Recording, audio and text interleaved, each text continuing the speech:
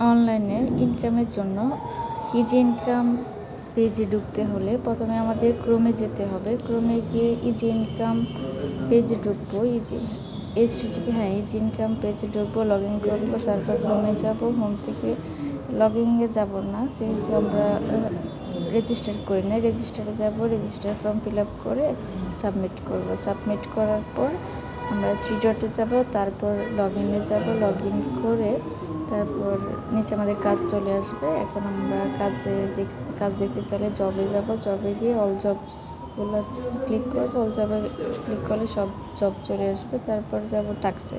Task ফিনিশে আমি কী কী কাজ করেছি ওটা দেখতে পারবো। তারপর যাব আমি সাপোর্টে। যদি আমি কোনো কিছু না বুঝতে তখন সাপোর্টে মেসেজ করব, তখন তারা বুঝিয়ে দেবে। তারপর হচ্ছে উইথড্র কীভাবে করবো। এখানে 30 টাকা উইথড্র করা যায়, উইথড্র পর্যন্ত করা যাবে। বাস।